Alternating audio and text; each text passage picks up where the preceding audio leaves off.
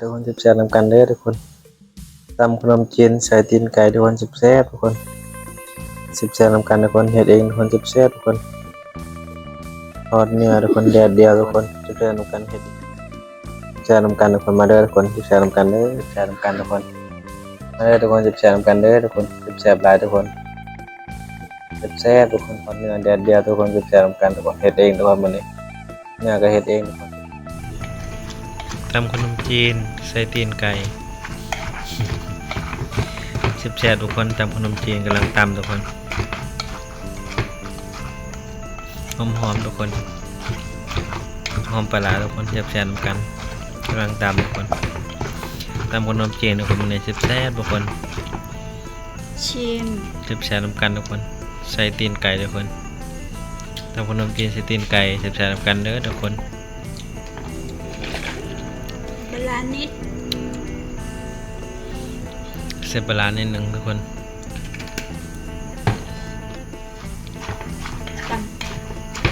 แซ่บๆนำกันทำขนมจีนใส่ตีนไก่ทุกคนเบื้องต้นต่อไปทุกคนสิบแซ่บนำกันเด้อทุกคนตำขนมจีนใส่ตีนไก่ทุกคนสิบแซ่บทุกคนสิบแซ่บนำกันทุกคนเฮ็ดเองทุกคนสิบแซ่บทุกคนทอดเนื้อทุกคนแดดเดียวทุกคนสิบแซ่บนำกันเฮ็ดเองทุกคนนี่ก็ทุกคนมาเด้อทุกคนแซ่บนำกันเนื้อแดดเดียวทุกคนสิบแซ่บทุกคนแซ่บนำกันทุกคนมาเด้อทุกคนสิบแซ่บนำกันเด้อสิบแซ่บหลายทุกคนครับสบายดีสวัสดีพบกับรายการเสียงวิคานำกันเด้อทุกคนทำขนมจีนทุกคนใส่ตีนไก่ทุกคนสิบแซ่บนำกันทุกคนมาเด้อทุกคนสิบแซ่บนำกันเด้อทุกคนสิบแซ่บหลายทุกคนสิบแซ่บทุกคนมีทอดเนื้อทุกคนทอดเนื้อแดดเดียวทุกคนสิบแซ่บนำกันทุกคนเฮ็ดเองทุกคนมื้อนี้เนื้อก็เฮ็ดเองทุกคนแซ่บกันเด้อทุกคนได้กินข้าวกันเลยลงมือกันเลยทุกคนชิมเนื้อผมทอดเนื้อ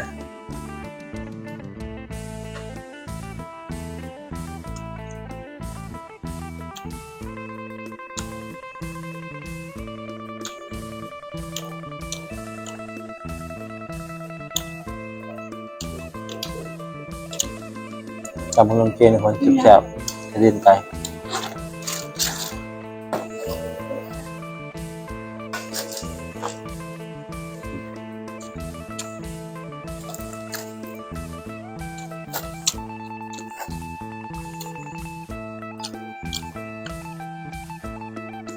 เนื้อเดียวทุกคนสุดแซ่บ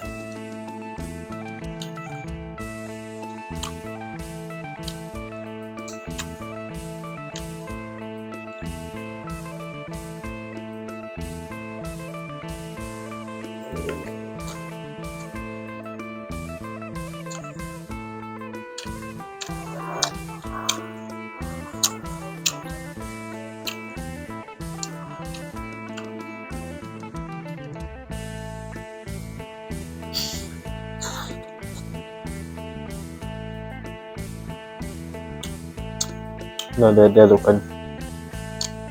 แซ่บกันทุกคนเฮ็ดเองทุกคน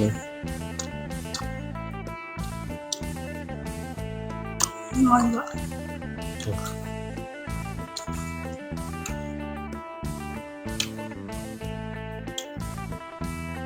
ไก่มีกระ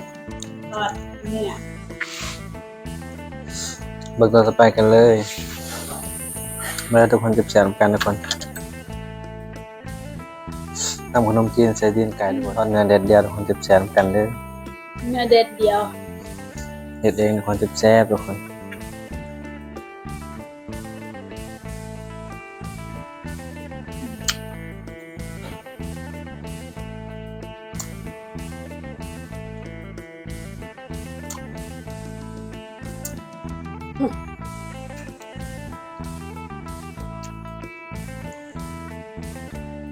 เสียบแซมกันทุกคน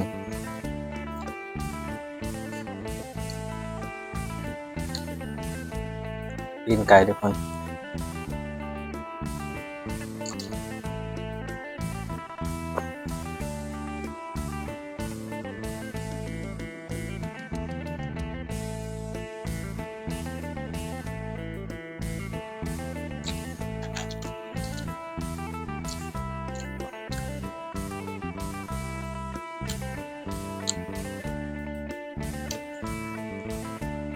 สุดแสนกันทุกคน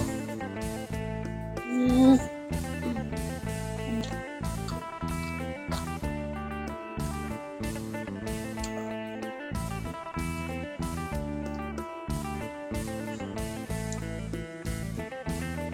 ตอนนี้เด็ดๆทุกคนกับสมกับตำขนมจีนทุกคนใช้ตีนไก่สุดแสนกัน แถวก็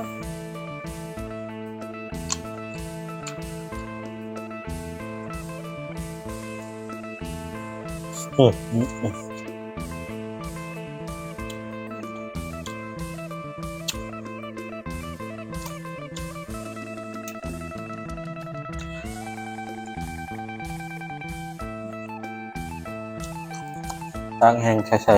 โอยังไทยกับเอากระเทียมเพิ่นใส่กระเทียมหอม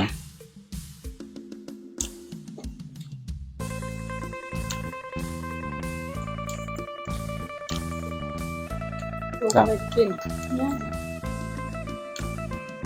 ทำแนวกันของจุดแซ่บ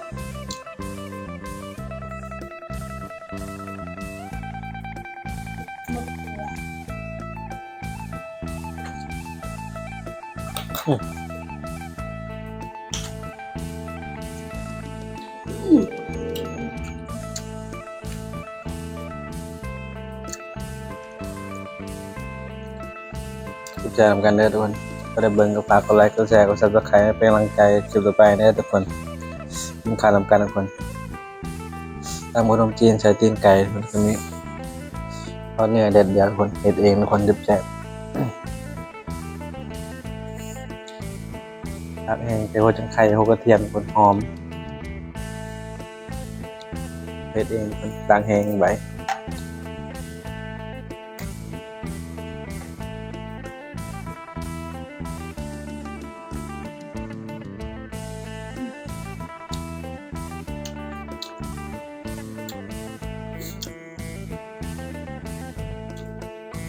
ทำงานกันได้ทุกคนจุดแชร์กัน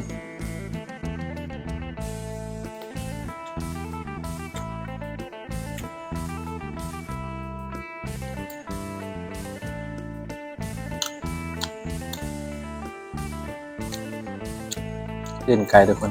จุดแชร์กัน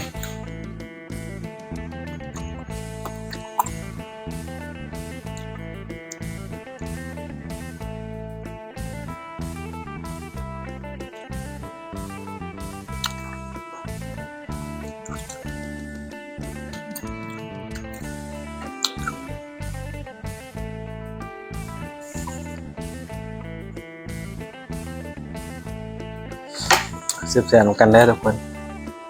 เสียบแสบหลายทุกคนเนื้อเดียวทุกคนแซ่บทุกคนหอมเป็นจังไข่ทุกคนเดี๋ยวจังไข่กับกระเทียมหอม เป็นจะ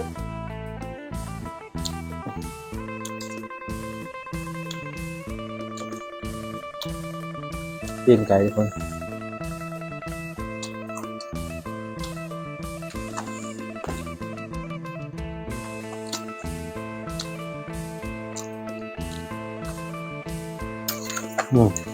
ฟอง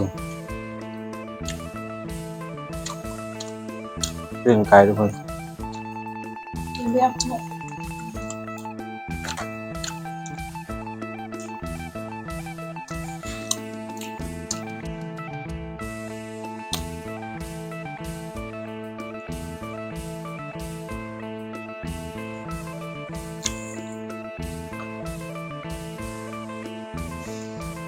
ข้าวนำกันทุกคน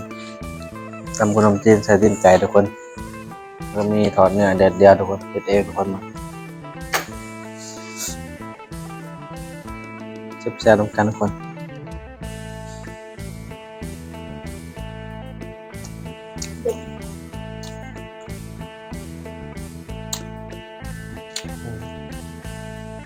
แซ่บๆนำกันทุกคน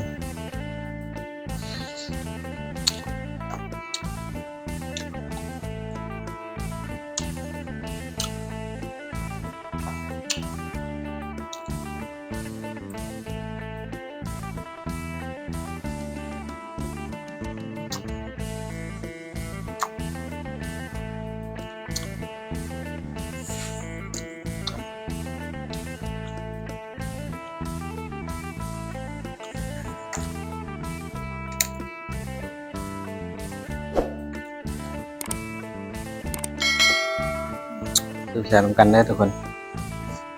ขอตัวลงก่อนทุกคนเดี๋ยวเจอกันคลิปหน้าทุกคนกราบสบายดีสวัสดีทุกคนบ๊ายบาย